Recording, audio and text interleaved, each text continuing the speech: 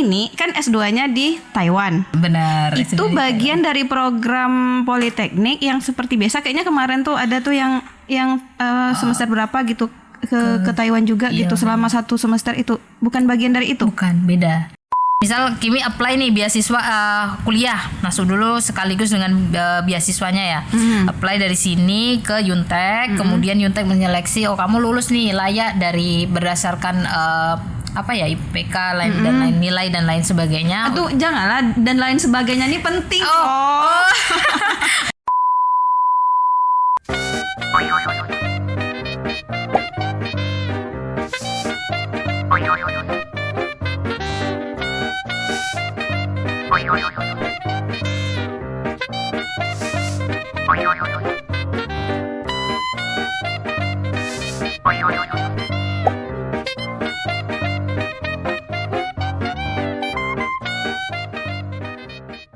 Bismillahirrahmanirrahim. Assalamualaikum warahmatullahi wabarakatuh.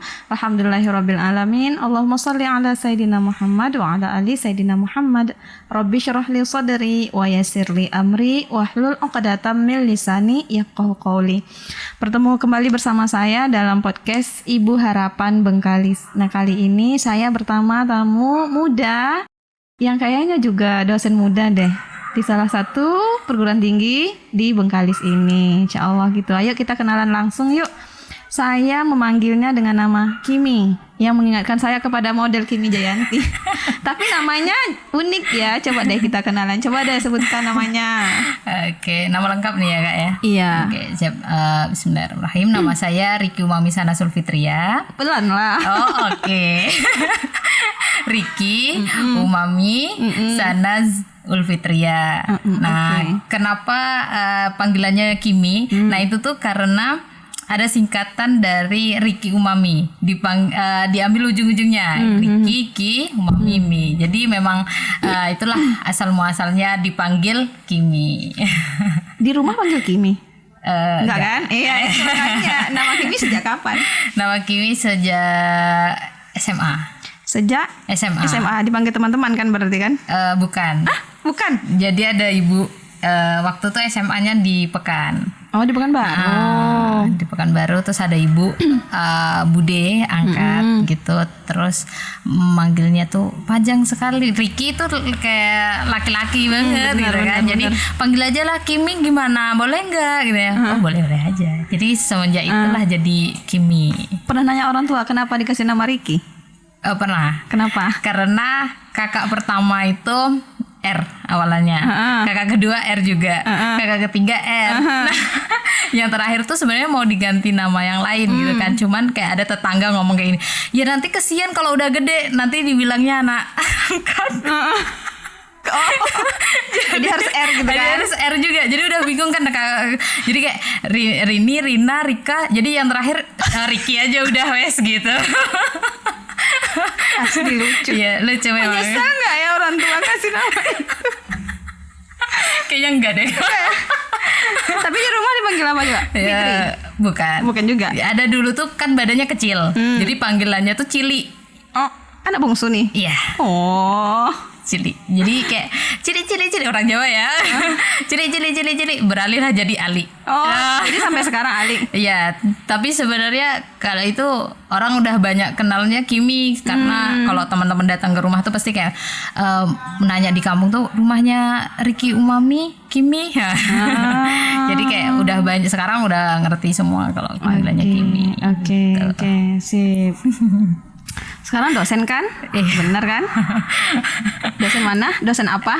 Waduh. Agak rombongan nih. Jadi saya dosen freelance di Politeknik Negeri Bengkalis gitu. Di jurusan Teknik Elektro, prodinya D4 Teknik Listrik. D4 Teknik Listrik. Kemarin kuliahnya itu juga di Politeknik juga? Benar. Di Politeknik. Tapi SMA-nya Pekanbaru. Iya, SMA-nya Pekanbaru, setahun di Pekanbaru, setahun setengah. Jadi setengah semester selebihnya. Jadi kan kalau SMA tuh kan ada 2 semester. Nah, jadi semester 1, 2, 3 itu di Pekanbaru, 4, 5, 6 di SMA 1 Bantan. Jadi lulusannya tetap SMA Bantan. Walaupun pernah SMP-nya Bantan. SMP-nya di Ulu Pulau di Ulu kampung. Pulau. Jadi ngapa kan baru? Ya kita Merantau atau apa nih? Ada pertukaran pelajar atau gimana? merantau. Merantau. Oke. Merantau. Berarti kemarin politekniknya di jurusan elektro. Di jurusan elektro. Sekarang dosen Di jurusan elektro juga. Oke. Nah, Kimi. Saya kenalnya sejak kapan ya? Kimi, politeknik itu ada sebentar. Ini kan S2-nya di Taiwan kan? Benar. Itu bagian dari program politeknik yang seperti biasa. Kayaknya kemarin tuh ada tuh yang semester berapa gitu ke Taiwan juga gitu selama 1 semester itu. Bukan bagian dari itu? Bukan, beda. Karena kalau yang itu tuh program yang memang kayak program magang ataupun pertukaran mahasiswa gitu. Itu Jadi sejak kapan? Itu sudah lama sih, ISMA itu program ISMA se-Indonesia. Oh iya benar-benar se-Indonesia. Se-Indonesia. Jadi itu tuh untuk orang mahasiswa nih pelajar, jadi bisa kalau mau pertukaran kuliah di luar negeri sekian tahun gitu bisa gitu, kayak lebih mirip-mirip double degree lah, cuman beda ini, cuman kayak pertukaran sebentar aja. Gitu. Mirip double degree? Jadi memang benar-benar di sana belajar kuliah ngikut orang kayak ya kita di sini. Jurusannya sama dengan yang di sini gitu, tetap sama gitu. Oke.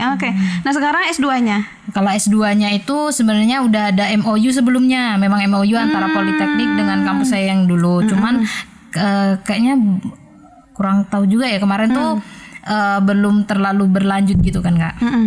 Belum terlalu berlanjut dengan program-program itu. Jadi pas waktu saya S2 di sana itu ada beberapa dosen itu yang itu masih baru kan, baru banget. Kami itu alumni yang kedua masuk ke sana. Yang pertama tahun itu tahun berapa? Kalau kampusnya udah lama, kampusnya di Taiwannya, yang di kerjasamanya kayaknya baru 2 tahun itu. Dan tahun pertama itu baru 1 orang yang masuk ke kampus yang di Taiwan.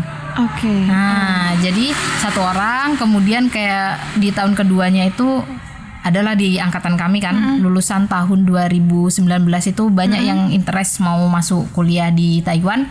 Dan akhirnya itulah kita ngubungi KUI, kantor urusan internasional. KUI, kantor urusan internasional yang di Politeknik. Yang di Politeknik. Gimana nih yang di Politeknik? Iya, Politeknik itu ada kayak bidang-bidangnya ya, bidang akademiknya, gitu. Ini ada kantor urusan internasionalnya, KUI. Kirain ini punya pemerintah gitu kan? Bukan. Jadi disitulah kami ngubungi bapaknya, kemudian bapaknya itu kayak memberikan informasi nih kalau mau S2 ke Taiwan ada nih, ini persyaratannya kayak gini, prosedurnya kayak gini, mau nggak gitu? Boleh deh, coba-coba. Iya. Boleh deh. Sebentar, waktu itu MOU-nya Politeknik itu ke universitas itu saja atau ada yang lain? Ada yang lain sebenarnya. Dengan Polbank itu belum terlalu kayaknya waktu itu, masih eratnya itu dengan UNES. Jadi kalau di Yuntek itu kampusnya di Taiwan itu, kalau udah jurusan sipil itu kayaknya lebih mengutamakan yang dari UNES. Karena memang mereka UNES udah Universitas Negeri Semarang. Oh iya. Jadi dari UNES itu memang benar-benar UNES ya, bukan UNS gitu nyebutnya. Bukan, UNES. Oke. Jadi mereka udah memang udah klop banget. Jadi kayak udah adik-beradik lah, adik-beradik. Jadi kayak memang udah memang nggak bisa kalau kemudian dari UNES udah habis slotnya baru diutamakan baru yang lainnya. Terus kok bisa? Kan Kimi elektro. Kalau itu sipil. Kalau sipil itu ke UNES gitu ya. Tapi kalau elektro masih terbuka. Peluangnya. Masih untuk jurusan sipil pun masih terbuka juga untuk jurusan lain, kampus lain gitu. Karena kemarin itu dapat kabar pas Kimi udah pulang tuh kampus Yuntek itu memang mengadakan program MOU lagi dengan beberapa kampus yang di Jawa. Kayak kan memang mereka mau ngembangin. Sampai sekarang masih berlangsung nggak MOU tuh? MOU yang di Politeknik masih banyak kok alumni Polbank yang di bawah-bawah saya tuh berangkat ke sana. Pas saya pulang ada yang berangkat. Kemarin terus ada berangkat lagi. Pas angkatan Kimi berapa orang? Angkatan Kimi itu 3 orang. 3 orang. 3 orang. Itu dibiayai? Beasiswa semua atau gimana? Kalau untuk berangkat itu biaya pribadi. Untuk sebulan 2 bulan di sana awal itu pribadi. Setelah itu baru beasiswa full. Beasiswa Dari kampus Politeknik? Bukan, kampus yang di sana. Oh, dari kampus di sana. Jadi saya kalau dulu lagi ingat nggak di tahun 2000 bentar 19 Covid. bukan 2020 atau 2021 ya. 2021 kayaknya. Itu kan lagi rame-ramenya LPDP, beasiswa LPDP, betul. Orang nggak mengabdi lagi ke ini negara. Mereka memilih untuk jadi ibu rumah tangga, nah dan lain sebagainya. Nah itu di sana juga ramai tuh lagi gini kayak beruntung nih kita nggak beasiswa dari LPDP, kita nggak beasiswa dari Indonesia, kita beasiswa dari kampus ini. Jadi kita mau pulang mau langsung merah juga nggak salah. Jadi itu pas lagi rame-rame. Jadi kayak gitulah. Jadi mereka memang kampus untungnya kalau ngambil beasiswa dari luar negeri itu udah pastinya mereka nggak akan pernah telat. Jadi kayak janji mereka, saya akan memberikan beasiswa selama 2 tahun full gitu kan. Memang itu 2 tahun, benar-benar 2 tahun dari event itu dirampel pun pasti mereka kayak minta maaf nih dirampel karena kalian harus mengurus kayak bukan visa ya. Kalau di sana tuh ERC itu lebih ke kayak KTP kita di sini. Nah, jadi di sana itu kita ngurus ERC itu, udah ngurus itu baru buat book bank. Nah, jadi kayak barulah beasiswa bisa masuk. Terpaksa tuh harus dirampel kan 2 bulan. Berarti yang awal biaya pribadi diganti? Enggak. Ya, enggak. Oh, tidak. Karena memang beasiswanya full dari kita setelah masuk kuliah di sana. Oh, setelah mulai sampai selesai. 2 tahun memang. 2 tahun memang. 24 apa namanya tuh? Berarti kalau misalnya ini kan MOU nih dengan kampus gitu. Berarti kalau misalnya ikut atau kuliah di universitas yang sudah MOU nih, memang beasiswanya pasti dapat? Enggak juga. Jadi gimana dong? Ya, dia kayak rulesnya kalau kuliah di luar negeri itu kan memang pertama harus kita lihat itu study plan-nya.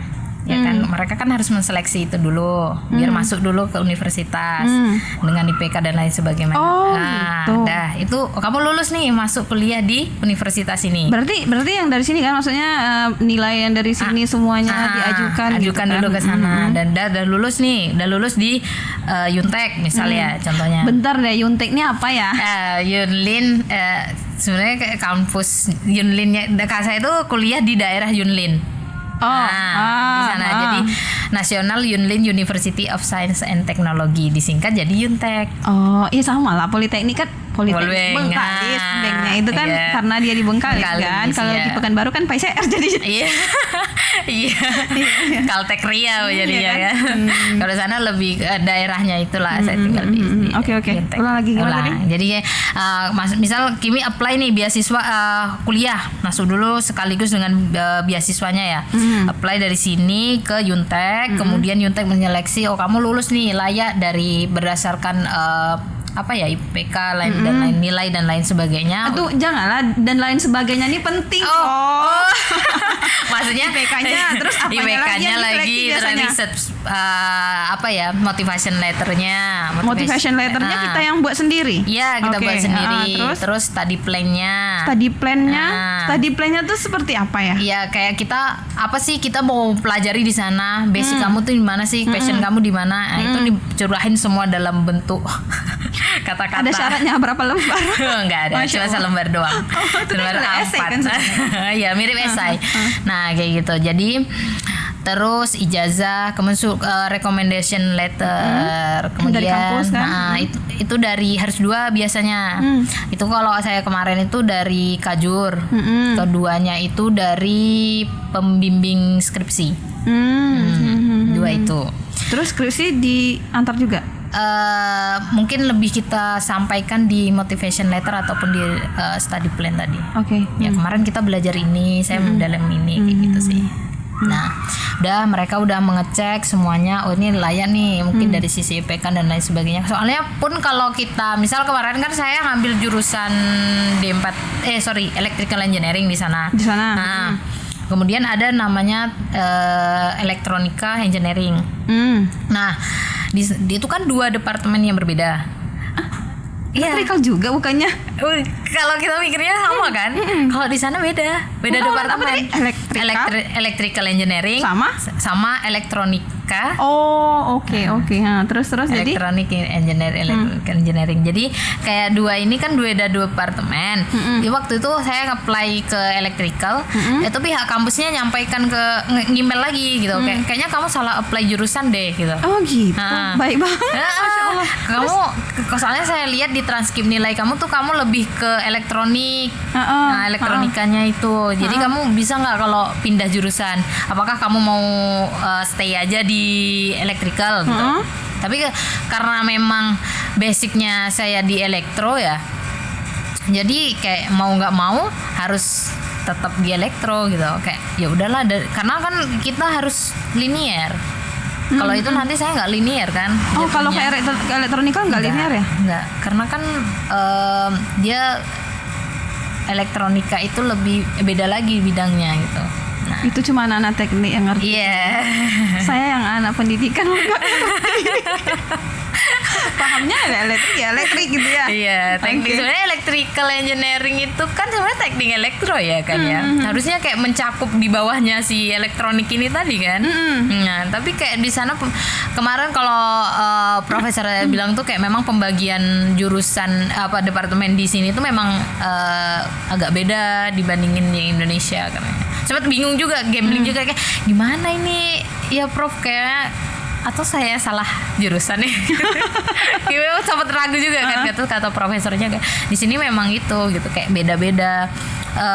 Bedanya tuh tipis-tipis aja.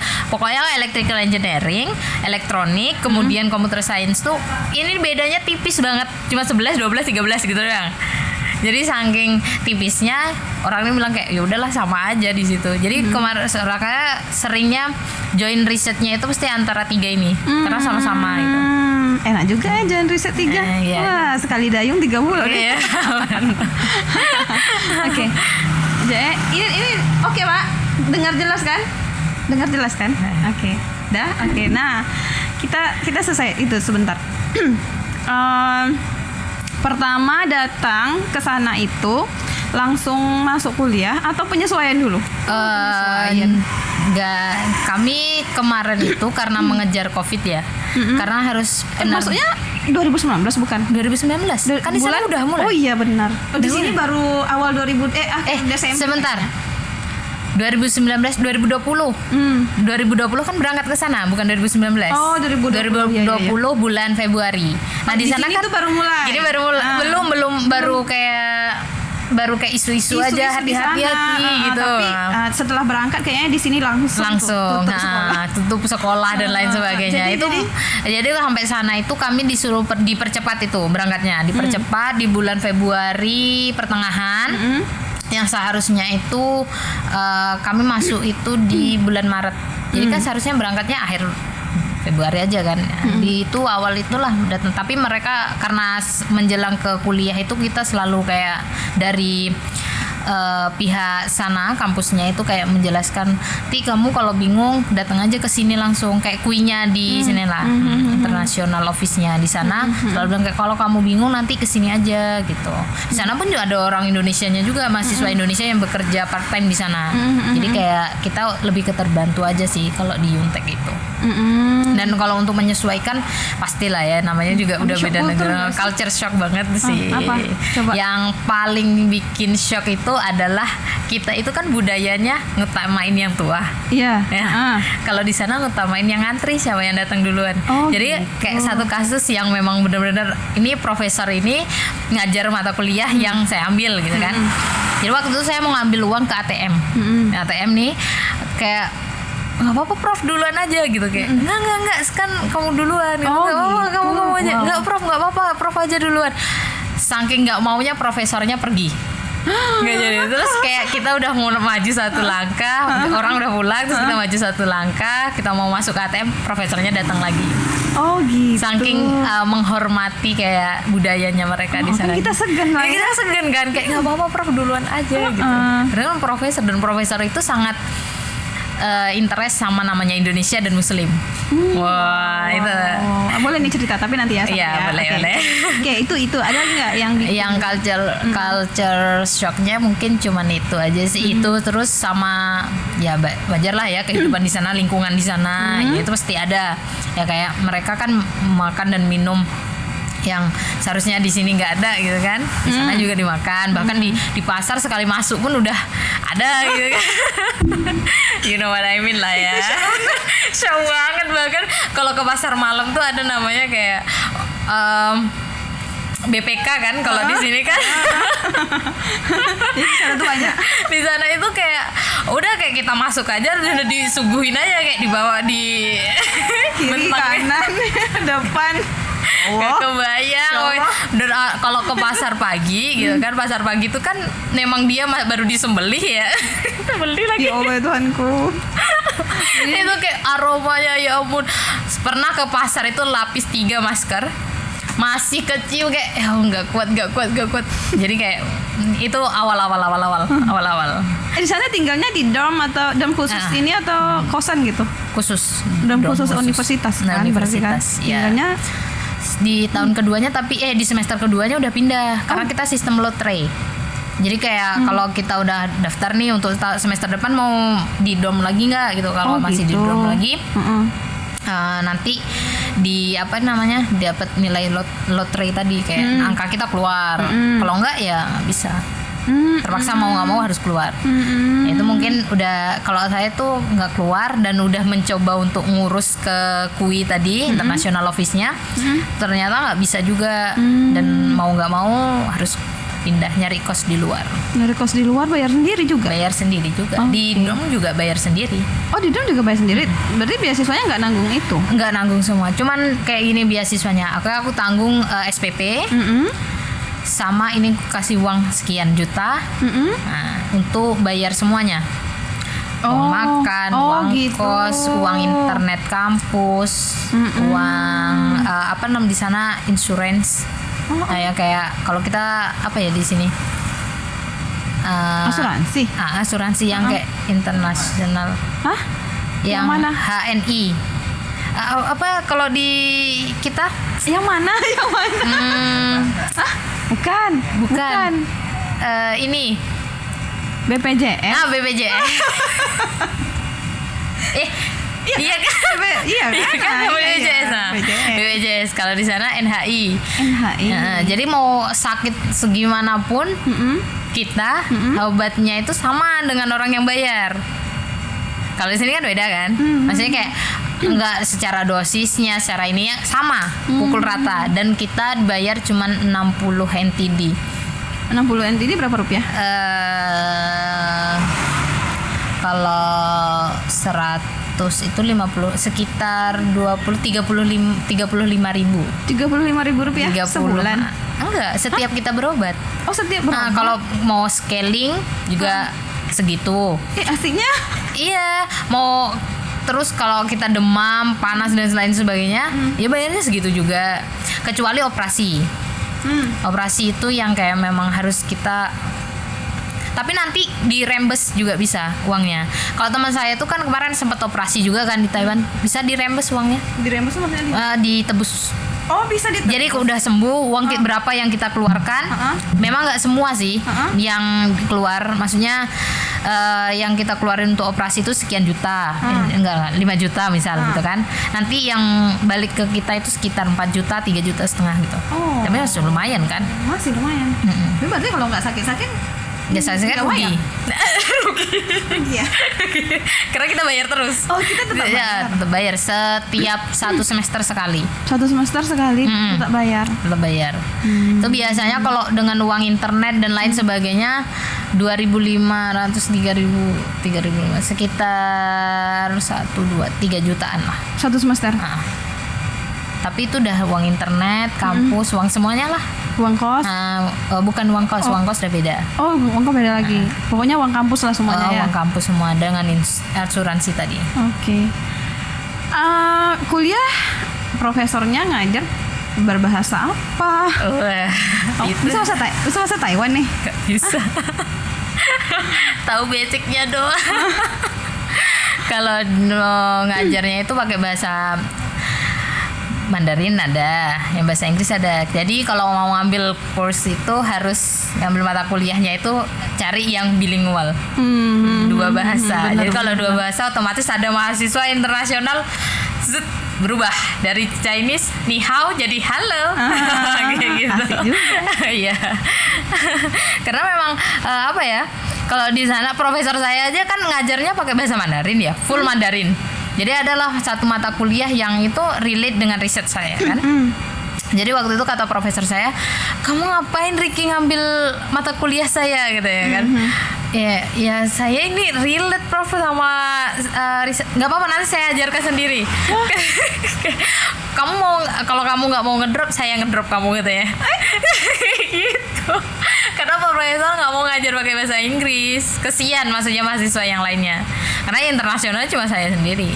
Oh gitu. Beda dengan di computer science. Kalau di computer science profesornya nggak ada ini, nggak kayak gitu. Jadi profesor banyak ini ya, banyak mahasiswa internasionalnya kalau di computer science. Enggak, saya sendiri pas waktu itu juga. Nah, tapi mau nggak mau kan beda jurusan. Kan nggak mungkin kayak kamu ngedrop atau saya ngedrop. Kan nggak mungkin profesornya bilang gitu kan. Wah, ini jelek dong nama ini. Budaya belajar beda nggak sih di sana? Beda banget. Waduh, ya ampun, ini mau cerita nih. Jadi kalau di Indonesia itu saya nyampe sana tuh Indonesia deh kayak bahasa Bengkalis. Oh iya. Bengkalis kan? Kayak di Bengkalis. Jadi kalau di Bengkalis itu kan kita belajar itu kayak sistem SKS ya. Sistem kebut semalam. Besok ujian hari ini kita. Ya, malam ini pokoknya selesai. Nah, kalau di sana Ngeri ya Allah ya temanku. kalau di sana tuh baru ngerti namanya belajar itu di sana. Jujur Kimi baru ngerti belajar itu di sana. Karena selama di sini kayak ya udah besok ujian mata kuliah ini, oh besok ulangan ini, udah belajar langsung ya kan. IPK-nya tinggi kan? Iya kayak gitu. Coba lah. Ya kalau di sana itu belajar itu kayak perpus kan bukanya dari jam 8 pagi. Jam 8 pagi itu sampai ke jam 11 malam. Perpus kampus. Dan itu nggak pernah sepi orang. Oh, kerennya ya. Dan itu kalau di sana kayak ngomong aja kayak Kang mau kemana? Kayak gitu ya. Gitu. Kayak orang udah nengok. Memang benar-benar kalau bisa di sana bisu-bisu. Nggak boleh ngomong. Wow. Rasa kayak pernah kan kalau nonton Korea, film Korea gitu kan, pernah ada yang kayak gitu-gitu kan. Itu kayak memang benar-benar relate dengan di sana gitu. Jadi orang tuh memang belajar yang benar-benar ngeri lah belajarnya. Jadi saya pun pribadi ketika waktu itu culture Indonesia saya masih ada gitu kan, bisa ujian gitu. Wah, nggak bisa jawab saya. Kenapa? Mau tau nggak kenapa? Karena profesor tuh ada bilang gini kayak, kamu tidak lebih pintar dari buku. Jadi kan kita biasa di Indonesia itu budayanya kalau ngarang cerita. Jadi kalau mau jawab mata apa ya, soal nih tentang listrik gitu kan. Listrik itu bisa membantu kita untuk menghidupkan lampu. Nah, itu kan bahasa buku di gitu. buku. Nah, kita buat dong bahasanya kita ngarang gitu kayak. Kalau mau hidupin lampu itu bisa loh dari listrik. Kan gitu kan bahasa kita. Salah. Hah? Salah. Kamu tidak lebih pintar dari buku. Harus sama persis. Gila, itu pertama kali ketemu profesor yang gini kayak, ngapunten prof, saya pamit undur diri boleh nggak? Di mata kuliah itulah di data mining, mata kuliah data mining memang benar-benar kayak ini ya, nggak rekomendasi nih profesor saya ada kayak profesor inilah kayak kita pembimbingnya ya. Nah ini profesor saya tuh selalu bilang gini, ini saya rekomendasikan Ricky kamu ambil mata kuliah ini teman saya ini yang ngajar enak, dia bagus bahasa Inggrisnya gini. Ya, oke prof, ambil dong gitu kan. Ya ampun, ternyata di komen kayak gitu, kamu tidak lebih pintar dari buku Ricky. Oke prof, thank you. Jadi sejak itu belajarnya memang gimana? benar-benar gentol, harus gentol. Ini harus hafal buku ya? Iya, harus hafal buku dan kayak baca itu nggak bisa sekali dua kali. Apalagi kayak saya kan orangnya bukan tipe-tipe orang pintar juga ya kak. Orang pintar kan ada dua ya, ya kan. Pintar dari lahir yang memang IQ-nya tinggi nih, sama pintar yang rajin. Ya kan saya gitu tipe itu kak. Saya nggak dua-duanya. saya maksud kayak sebenarnya saya nggak masuk kedua-duanya sih kak. Cuman karena dipaksa jadi masuknya keren. Iya bener sih. Bener. Jadi waktu itu kak, waktu kayak Ya ampun, ini bener nggak sih ini mau belajar mengawali itu kan berat ya. Mengawali itu berat. Jadi mau belajar di situ memang benar-benar kita harus baca jurnal banyak-banyak. Apalagi saya orang Bengkalis, orang Jawa lagi ya kan. Dari bahasa Inggris saya translate ke Indonesia. Indonesia saya translate ke bahasa Bengkalisnya. Oh, Ya, oke. langsung translate ke bahasa Jawanya. Masya Allah, luar biasa. Jadi kayak memang benar-benar kayak belajar membaca buku bahasa Inggris tuh kayak rasanya kayak apa ya, benang kusut. Bicara budaya belajar sepertinya seru. Belum selesai sih sebenarnya cerita belajar. Nanti sedikit aja lagi ya. Tapi kayaknya memang begitu ya orang-orang sana belajar, enggak? Tahu kan? Kan ini Xaviera yang Clash of Champion kan. COC, ya. Kan Korea tuh. Benar. Asia Timur kayaknya rata-rata gitu ya. Kan Korea tuh kan kalau kita nonton nih drama, orangnya sekolah sampai malam tuh ngapain gitu ya. Tapi ternyata bener-bener gitu ya. Katanya kan ada self study namanya. Dari jam 7 apa jam 8 malam Iya, sampai jam 10 sampai 10 malam. malam. Namanya self study. Tapi tetap Di monitor sama di monitor juga kan sama sama gitu kan gurunya. ya. Oke. Apa namanya itu?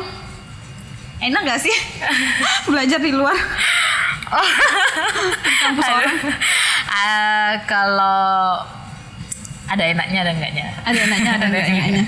Kita nggak usah ceritanya nggak enak ya, nanti jadi nggak mau keluar. Coba deh yang enaknya. Yang enaknya mungkin kita lebih tahu namanya belajar, terus kayak akhirnya pola pikir kita beda dengan pastinya orang-orang yang santuy ya, orang yang di Bengkalis lah ya.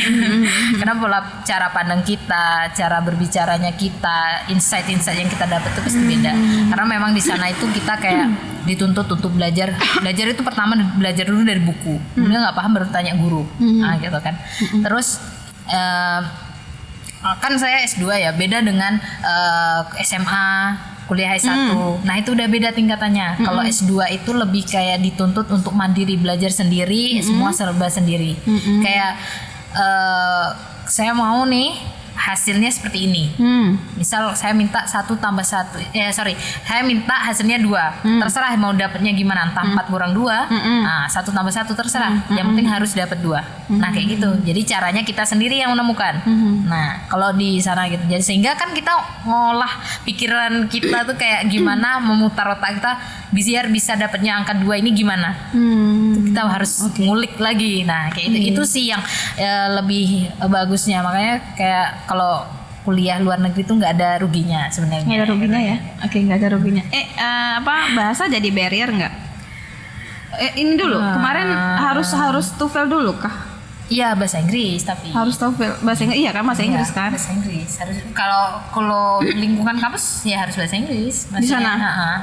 Bahasa utamanya. Cuman kalau kita kan pasti datang pergi ke pasar, jumpa orang lingkungan sana. Gimana dong? Itu ada spill sedikit ya. Kalau kita mau belanja nih, kayak kita mau belanja gitu, kayak kita nggak ngerti bahasa Mandarin. Tapi di sana kampus saya itu menyediakan 2 semester ya. 2 semester itu full belajar bahasa Mandarin.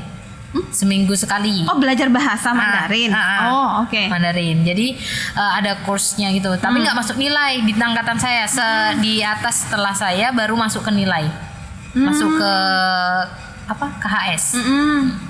Kalau saya nggak, ya seru.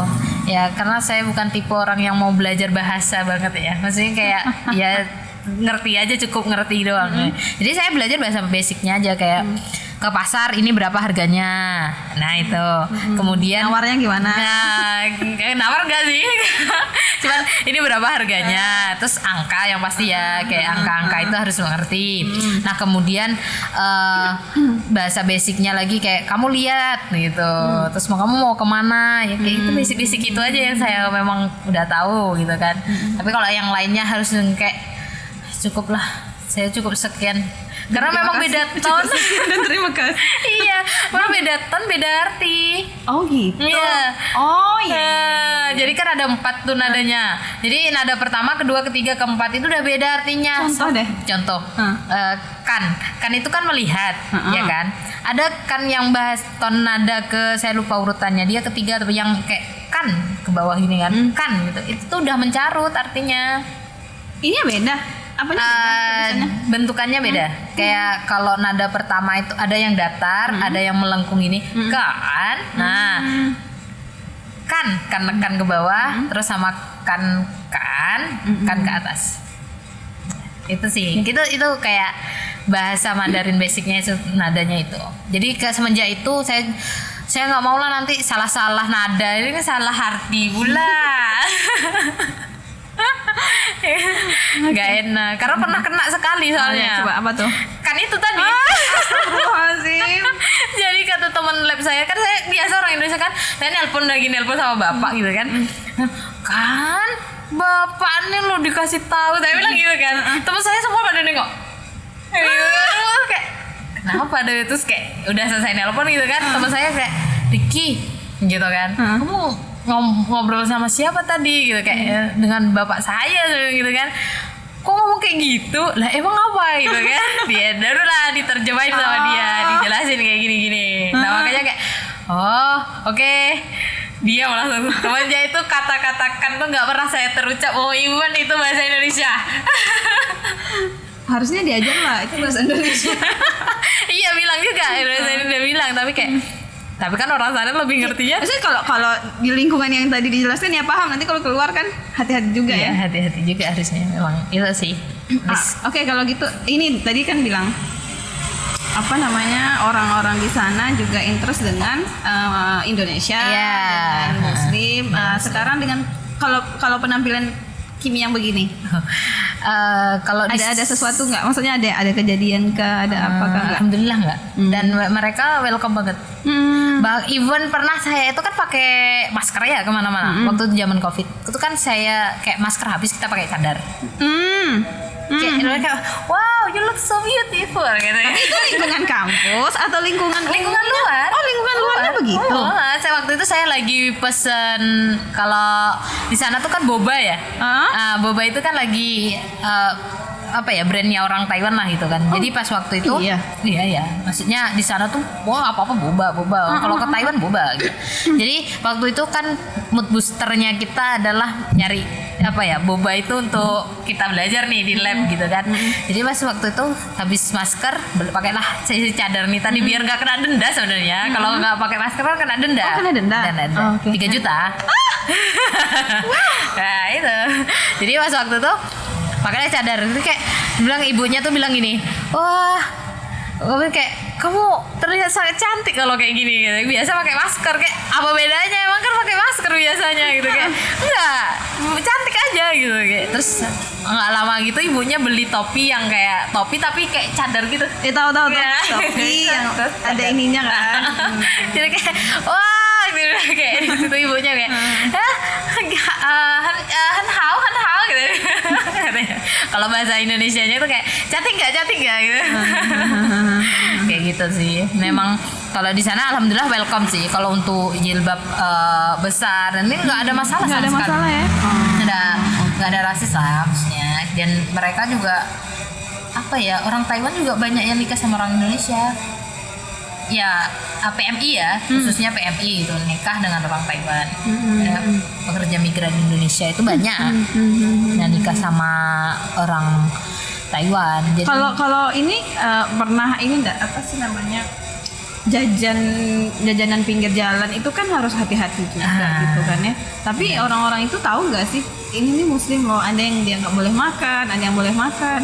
Ada tahu. Bahkan mereka misal kayak gini kan, ada sosis, terus ada namanya kayak ususnya si dia gitu kan. Nah itu kayak kamu nggak boleh makan ini ya gitu, tapi ya selebihnya boleh kayak ayam gitu. Tapi kan kita nelaah halal itu kan jauh ya. Dari pertama kayak ini yang nyembelih siapa nih, orang Muslim apa bukan gitu. Apalagi di Taiwan itu ayam itu sembelihnya cuman kayak besi kayak tusuk gitu doang, udah mati gitu kan. Orang Taiwan juga jadi kan jatuhnya haram juga kan, karena jatuhnya bangkai gitu. Jadi di sana pun saya nggak pernah beli pinggiran jalan tuh nggak pernah, karena memang di sana ada halal information juga kan dari mahasiswa Indonesia yang kuliah di sana buat aplikasi, terus menyebarkan satu grup line di sana. bahwa kalau mau beli ya harus hati-hati. Udah diedukasi dulu sih. Tapi nggak semua mahasiswa mau join ke sana. Ya, oke. Benar banget. Tidak semua orang mau diajak ke arah kebaikan. Bukan tidak semua. Maksudnya gini, ternyata ngajak orang ke arah kebaikan tuh susah. Dan kan harus padahal udah free kan. Free tapi susah.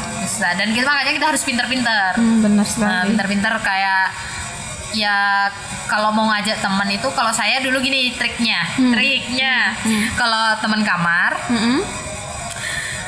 kan mereka makan ayam, makan yang lainnya itu udah bebas sebebas-bebasnya. Nah, ini teman kamar orang Indonesia juga. Oh, oke. Muslim juga. Muslim jadi juga. Kayak bebas, kayak dia yang terlalu strict banget tentang masalah makanan. Tapi karena saya yang strict, akhirnya di situ saya muncul bagaimana supaya teman saya ini juga ikut makan halal, makanan ayam halal, daging halal. Saya jualan ayam halal. Dia pula yang jualan di sana. Jualan ayam halal. Karena banyak orang Mesir juga kan yang butuh itu, Turki itu butuh kan, orang Pakistan. Oke. Jadi akhirnya saya ada kenal ibu yang jualan di masjid. Jadi Bu, saya mau jadi resellernya Bu. Reseller ayam. Sama kayak Nurul kemarin kan. Jiwa entrepreneurship-nya tuh lain ya. Jadi kata ibunya, boleh kalau mau. Di Yunlin memang sulit untuk nyari ayam halal tuh. Bisa ini nanti. Oh iya benar gitu. Akhirnya pesan sekian, di list tuh di line, di grup-grup itu ada yang mau beli ayam halal nggak, di MSA Muslim Association Student kan. Jadi itu ada kayak ada yang mau beli ayam halal nggak, boleh nih di list dulu gitu. Akhirnya di list sama orang tuh,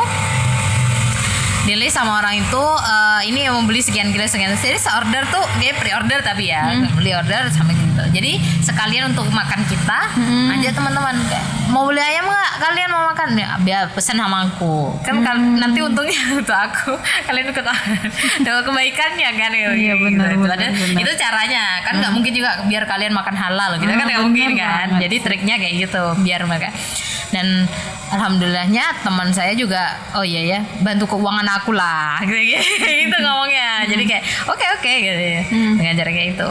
Makanya alhamdulillah. Tapi sekarang udah banyak yang Jordan itu, yang mahasiswa dari Jordan itu buka resto halal Dekat-dekat kampus. dekat kampus. Alhamdulillah, jadi udah dapat makanan halal. Karena di sana pun warung Indo belum tentu halal. Jadi kalau ke luar negeri jangan asal masuk ke warung Indo. Warung Indo yang pemiliknya Orang Indo. Tapi belum tentu halal. Karena berarti mereka kalau misalnya mau cari memang harus yang certified ya, maksudnya ada sertifikatnya benar-benar. Karena kan? di Taiwan itu mau ngambil sertifikat halal itu aja dia harus bayar dulu. Ditelaah dulu nih. Kamu ngambilnya di mana ayamnya? Di sini. Yang beli siapa? Pemiliknya siapa? Pekerjanya sholat di Jumat apa enggak? Wow. Memang benar-benar di sana. Mungkin kalau di Indonesia nggak segitunya ya. Iya. Oke, asal dia muslim, pakai bismillah, Allahu Akbar, udah selesai kan. Kalau di sana nggak. Memang benar-benar aturan muslim gimana ya itu. Baru lulus sertifikat halalnya. Kalau enggak, ya memang enggak. Kayak setrik itu sih di sana. Wow. Oke. Seru ya. Seru yang itu nyanyi. Oke. Terakhir di bagian ini deh. Kita masih bahas perkampusan ya. Oh, boleh. Nanti kita bahas yang lain. Oke, sip.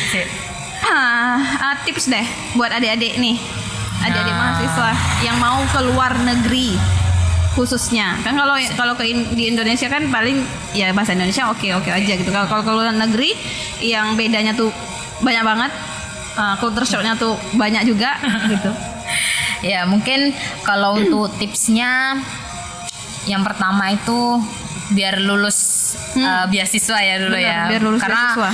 Karena saya dulu gini kayak pengen mau kuliah ke luar negeri itu nggak mau biaya sendiri karena ngapain kita harus ngerogoh ke kantong kita kan. Jadi yang pertama itu yakin aja sama Allah gitu kan, yakin sama Allah. Yang keduanya itu lurusin aja niatnya. Jadi kayak bukan kita kuliah luar negeri itu mau show off, tapi kita kuliah luar negeri itu memang ingin menuntut ilmu, mengambil ilmu yang banyak dan memberikan kebermanfaat yang banyak juga untuk orang banyak gitu kan. Jadi semua serba banyak. Ya, itu aja niatnya lurus itu. Nah itu untuk tipsnya. Kalau untuk triknya, ya pertama harus pintar bahasa Inggris, ya kan.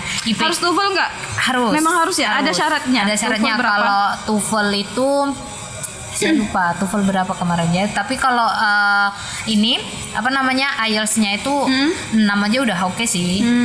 IELTS 6. Ya lupa kalau TOEFL kemarin berapa ya passing grade-nya, lupa lah.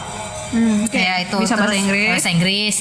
Terus nggak mesti fasih dalam berbahasa Inggris kok. Kalau teman saya bilang gini, as long as you know what I say gitu, as long as I know what you say, that's enough. Kalau misalnya elektrikal ngeri juga bahasa bukunya gimana, saya nggak ngerti. Kalau bahasa sehari-hari kan lebih mudah ya. Iya, tapi saya kalau Kimi lebih susah di bahasa sehari-hari. Masa sih? Karena memang Kimi belajarnya langsung ke bahasa buku langsung. Okay. Paham kan maksudnya? Paham. Jadi ketika ngomong ke bahasa Indonesia kan ada kayak, kalau kita kan ngomong bahasa Indonesia kan yang formal sama yang non formal. Kayak gini kan non formal nih gitu. Tapi ketika udah dibawa ke non formal tuh kayak Kimi canggung, kayak gimana ya mau ngomong gitu. Nah, jadi memang benar-benar bahasa bukunya Kimi. Oke, berarti bisa bahasa Inggris. Bahasa Inggris. Terus yang kedua IPK-nya, kalau untuk S2 ya, S2 itu IPK-nya nilainya juga harus di atas 3. Nggak lulus. terus. Terus mungkin dari ini ya, research plan-nya ataupun study plan-nya, motivation letter-nya itu juga grammar-nya harus bagus. Karena itu yang pertama akan dilihat. Dan nggak boleh asal-asal. Kayak kita ya udah asal jadi, nggak boleh pakai ChatGPT. Iya. Nggak boleh. Haram ya, ChatGPT itu haram untuk akademisi. Iya benar. Nah itu sih. Terus selebihnya yaitu biaya ya. Biaya awal. Mungkin itu aja sih yang untuk ke luar negeri. Kalau untuk beasiswa yang pasti di IPK-nya sama di bahasa Inggrisnya. Dan ada beberapa negara juga sih yang nggak mementingkan itu IPK. Yang penting research plan-nya, study plan-nya. Kemudian bahasa Inggrisnya nggak penting juga ada kok. Kayak di Hungaria itu kan di Eropa ya, di negara sana ya. Maksudnya mereka aja nggak mementingkan itu. Hungaria loh, Budapest. Kimi cerita sedikit tentang kegiatan di sana selain kuliah. Nah, tadi kan dia udah spill satu tuh jadi reseller ayam halal. Luar biasa. Ada yang lain nggak sih? Ada Kak. Aduh, mau diceritain tapi malu, tapi ini sebenarnya kayak lebih reseller ayam halal tuh banyak nggak keuntungannya? Oh ini banyak Kak. Serius? Yeah. Berapa lama jadi reseller ayam halal? Lumayan. Di sini? Oke. Udah. Oke. Ya, kalau untuk itu hampir 2 semester lah. 2 semester. Kenapa kemudian berhenti? Karena udah tamat atau gimana? Udah ada reseller lainnya. Oh, udah ambil kerja lain dia. 2 semester dapat berapa? 2 semester dapat berapa? Allahu Akbar. Cukup lah. Cukup lah itu berapa? Mana sama cukup lah di Thailand sama cukup lah di Indonesia. Pokoknya kalau keuntungan dari selama, nggak bisa selama itu ya, maksudnya dari kan per minggu tuh. Kalau dari per minggu itu bisa nyampe ke 200.000 seminggu. Seminggu, karena memang kan untungnya banyak dibagi-bagi gitu. Lumayan lah gitu 200.000 itu. Jadi selebihnya ya udah, karena sebenarnya ada bank tingkat yang S3 itu buka warung. Dan dia buka juga jualan ayam halal dan daging halal segala macam. Jadi kayak kita yang sebagai seorang mahasiswa segan. Kayak ya udahlah. Gitu. Jadi itulah kenapa berhentinya tadi. Oh gitu. Terus abis berhenti itu? Berhenti itu ya ada kerjaan lain sih Kak. Apa? Part-time job tuh tidak mengganggu kuliah ya? Pandai-pandai kita manajemen waktu aja. Yang pertama saya itu sebenarnya jualan ayam ini pun ada juga ini apa namanya kerja lain. Jadi kerja di warung Indo. Jual Indomie maksudnya?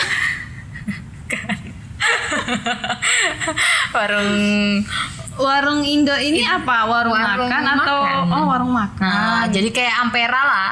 Nah, jadi ada menu-menunya ya kayak gulai, rendang kayak gitu-gitu ada semua. Terus di sana saya kerja bagian motong sayur, nyuci piring, ngelayanin orang, kayak gitu ya kayak kerja di warung. Nah, Tapi status mahasiswa. status mahasiswa. Itu karena sangat menguntungkan bagi saya. Masa? Bisa satu malam itu dapat 1 juta karena bayarannya per jam. Bentar. Kerja dari jam berapa sampai jam berapa? Kalau yang kisahnya 1 juta itu kemarin tuh kita kerja dari pagi sampai ke jam 12 malam. Tapi kan tidak setiap hari kan? Tidak setiap hari kan? Tidak. Jadi kayak karena mikir kita kuliah juga kan. Jadi kita harus manajemen waktu juga nih. Bisa tukaran shift sama teman. Nah, tapi lebih seringnya hampir tiap hari. Tapi nggak dari pagi. Kita kerjanya itu dari jam 5 sore kadang dari jam 7 malam sampai jam 12 gitu. Kalau jam 5 sore kadang sampai jam setengah 12, jam 11 malam. Tergantung sepinya sih, banyak job atau enggak sama ininya. Ibu yang punya warung. Karena itu sangat menguntungkan buat saya. Wow. Seru juga. Berapa Iya. emang? Kalau Bayarannya 100.000. enggak, 1 jam itu 75.000. 1 jam 75.000. Kali 12 jam gitu. 12 jam coba. Iya juga. Ya, itu. Oke, terus. Kadang ada bonus lainnya. Karena penjualan lebih nih hari ini gitu. Kayak ada bonusnya. Ini. Seru juga. Bayarannya per jam, Per berarti hari. per Setiap hari. hari. Setiap hari dibayar. Wah, pokoknya kita mau pulang langsung tuh dicatat tuh masuk jam berapa, pulang jam berapa, langsung sama ibunya ambil uangnya di situ kayak ya udah ibunya nggak langsung ngasih ini bayaran buat kamu nggak, ambil aja uangnya di laci gitu. Jadi kalau kita orangnya aja nggak jujur pun kayak gue kalian ketahuan gitu ya. Tapi nggak, rata-rata jujur pasti ketahuan kalau nggak jujur kan. Iya. Oke, itu tuh kerja itu waktu masih jual ayam juga tuh. Masih ada jual ayam. Jadi berapa lama kerja di sana? Kalau di warung itu setahunan lah hampir. Setelah itu kita ada kerja di part time di sawah. Ngapain? Nanam padi. Nanam padi? Serius? Iya, bukan nanam padi, tapi lebih ke gulung padi. Jadi kalau nanam di padi di sana itu bukan kayak kita yang harus kayak di apa ya itu namanya, nggak tahu namanya itu.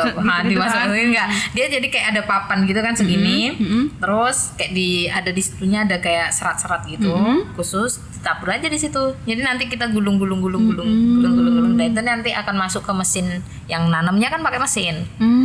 Berarti dia nanamnya apa nih, benih masih? Yang sebelum masih di papan tadi benih. Masih benih. Ya, terus nanti kan akan muncul. Nah, itu digulung digulung untuk dikirim ke Taiwan.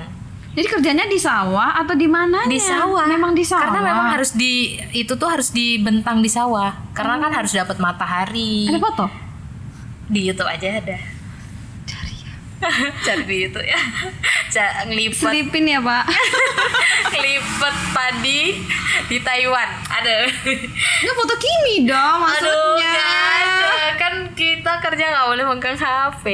Oh, nggak ada ya? Lebih ketakut aja sih, karena bayarannya per jam.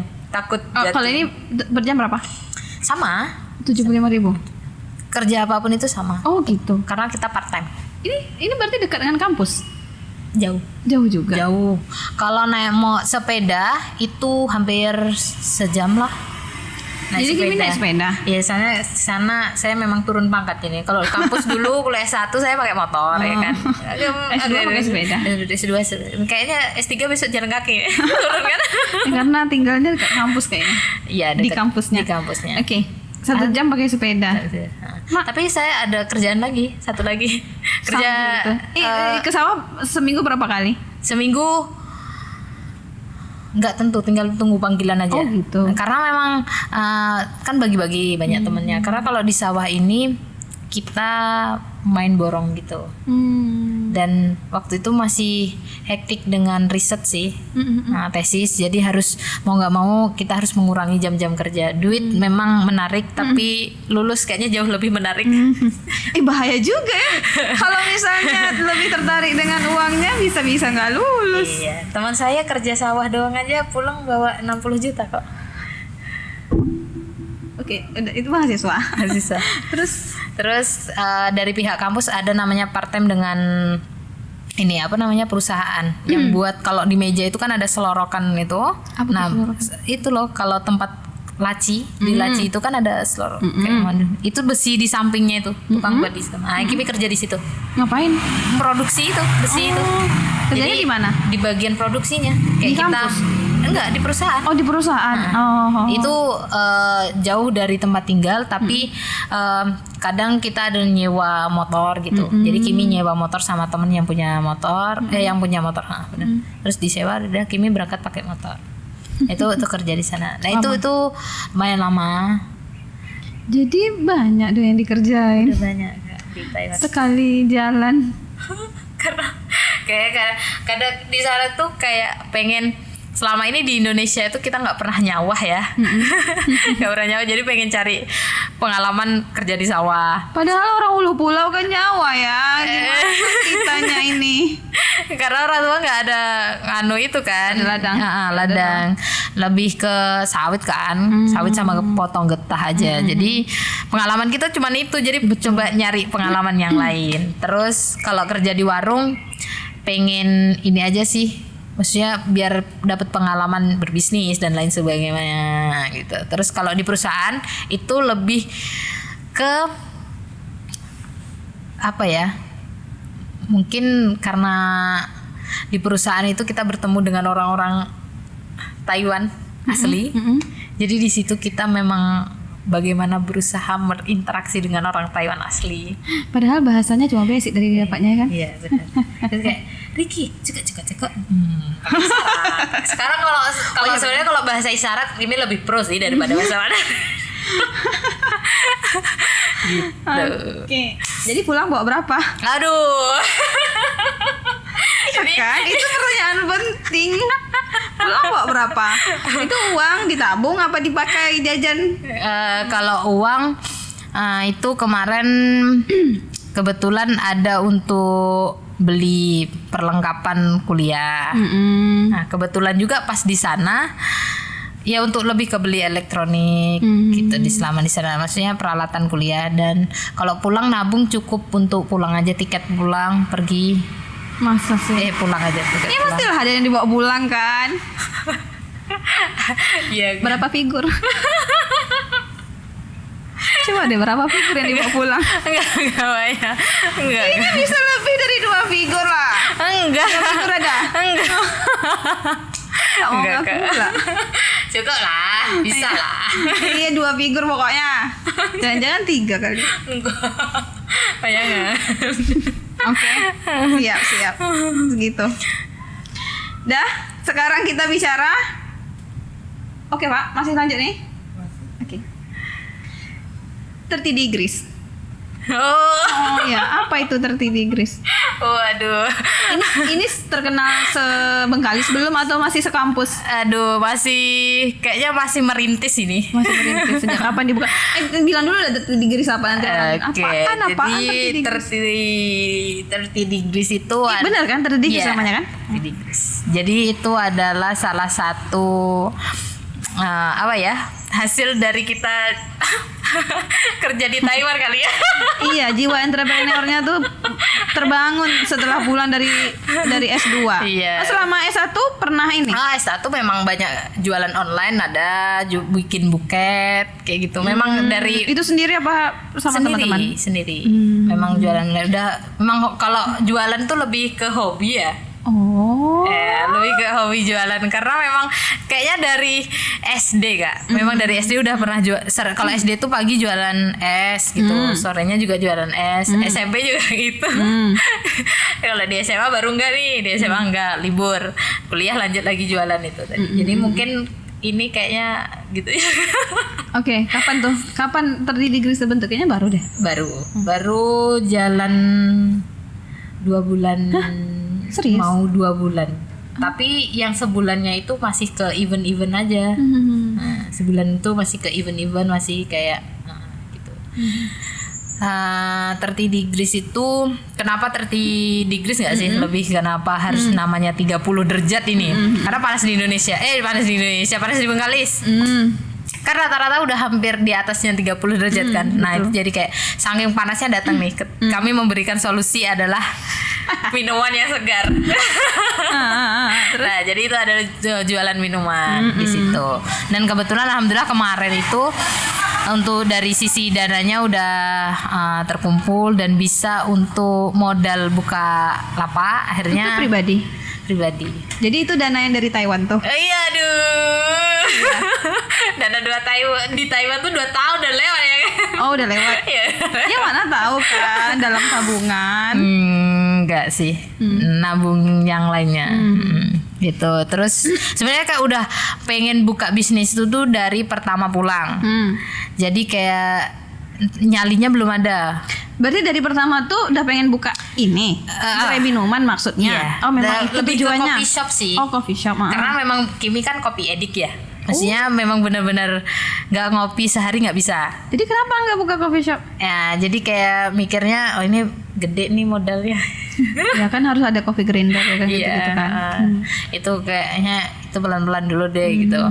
Kepikirannya dulu memang gitu pikirannya pengen buka coffee shop sampai nanti bisa bikin buka cabang-cabang gitu lah. Mimpinya kan gede dulu nih. Ada akhirnya kalau nunggu gede ini nggak jalan-jalan. Jadi ambillah di buka coffee shop yang bukan ala-ala coffee shop aja lah gitu kan. Minuman-minuman yang viral aja. Akhirnya itulah buka 30 degrees itu tadi. Outletnya di mana? Outletnya tuh di Jalan Antara Senggoro, seberangan dari Cafe Talacia. Seberangan Cafe Talacia. Oh, oke. Sebelahnya sebelah Sumedang. Iya. Nah, di situ. Di situ. Ya, di situ tuh apa namanya? Buka bisnisnya. Kita berawal dari situ. Tapi sebelumnya itu kita baru kayak CFN, kita pergi CFN gitu kan. Betul. CFD kita pergi CFD. Ada MTQ kita pergi dari Bengkalis ke Selat Baru. Bawa kantor gerobak. camat, kita nggak bawa gerobak tapi kayak meja terus makanannya di dalam tas gitu kan. Ya udah kita bawa pakai motor gitu kayak. Wow.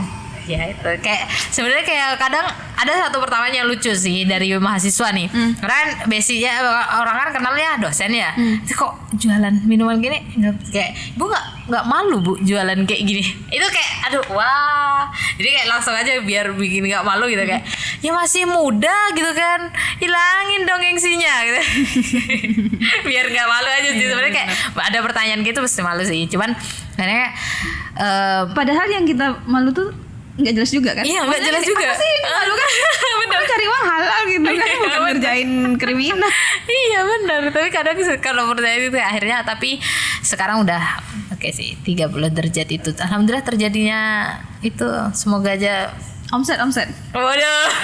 Belum ada lagi satu. Dia Dari omset. ngomongin omset. Tapi udah beli modal belum sih 3 bulan? 2 bulan kalau di ini masih mendekati balik lah. Nah, karena memang sekarang udah ya modal udah balik semua lah ya. kalau balik semua belum sih Kak, cuman untuk ini udah ada lah, maksudnya gambaran-gambaran sedikit sudah mendekati nutup. Itu kan baru satu tuh outletnya, mau buka tempat lain juga atau memang mau buka kafe nantinya? Sementara ini masih fokus di situ dulu, masih fokus di 30 degrees yang seberangan Talacia karena supaya itu biar jejak dulu aja. Duduk dulu di situ, terus kalau udah oke nanti baru kita kalau ada kepikiran, tapi lebih ke pengen buka coffee shop aja sih. Memang itu mimpi dari dulu. Nanti berarti coffee shop namanya tetap 30 degrees. Iya, tapi versi coffee shopnya. Berarti kopinya 30 degrees. Sejuk dong. 30 degrees untuk kopi kan sejuk ya. Panas dong Kak. Enggak terlalu lah. Iya. Kopi kan lebih panas. Iya sebenarnya iya. Tapi pengennya kayak Semoga aja nanti. Insya Allah, amin. Tapi nanti itu tuh yang di depan tadi buat lah ininya pelangnya besar tertinggi terus biar nampak. Iya, Terus yang jualan kan banyak kan di situ kan? Ada beberapa banyak. enggak? Ada beberapa. Bahkan buka baru sebelahnya. Oh, ada lagi. Nah, tuh kan Sebelahnya sampai tuh tak sadar jual kita. makanan. Terus buat paling besar-besar tuh, tapi yang tinggi ya. Rendah aja biar nampak tertinggi terus itu. Tapi udah kok, tapi nggak kelihatan mungkin kalau orang duduk itu ketutup. Itu kan. Harusnya nampak orang jalan tuh lewat tuh nampak. Tertinggi terus gitu. Siap, nanti Insya Allah, dibuat. kita doakan lebih Insya baik Allah. gitu. Terakhir. Iya, Kayaknya dari tadi terakhir terus. Terakhir dari Kimi. Pesannya untuk anak-anak mahasiswa Kimi tuh. Atau untuk anak-anak mahasiswa atau untuk pemuda-pemuda harapan bangsa. Wes. Sebelum terakhir mau lanjut S3. Pengen. Ada rencana Pengen. dalam waktu dekat? Kayaknya belum kalau waktu dekat karena belum dapat lampu hijau dari orang tua. Tapi udah ada bayangnya mau kemana? Ada. Mau kemana? Pengennya sih ke Korea. Itu pengennya. Tadi Pengen tuh ke ya. Korea. Cuman ada juga pengen ke Eropa. Nggak Eropa tahu mau nanti. kemananya? Belum tahu kemananya. Belum tahu sih.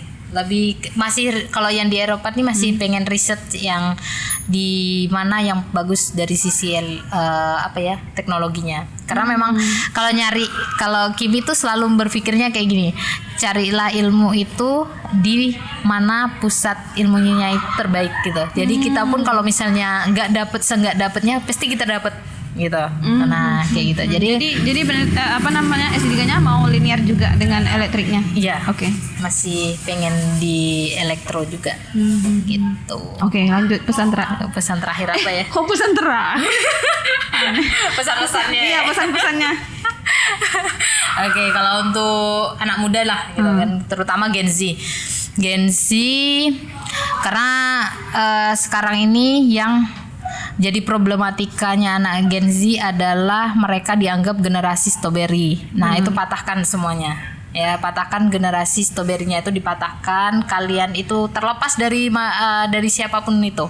Mau kalian dari orang kaya, mau kalian dari orang yang biasa saja, mau terlahir dari kampung, mau dari kota, terlepas dari itu semua kalian berhak untuk sukses. Jadi, terlepas juga dari generasi kalian, generasi apa, Alpha, Gen Z, milenial dan lain sebagainya. Terlepas dari itu kalian berhak untuk sukses. Maka raihlah kesuksesan itu dengan sungguh-sungguh. Gitu. Mungkin itu aja sih Kak, aku nggak punya kata-kata Itu aja. Oke, kalau mau misalnya lebih banyak kata-katanya, kuliahlah sama dia. Nanti banyak tuh setiap kuliah dikasih kata-kata mutiara.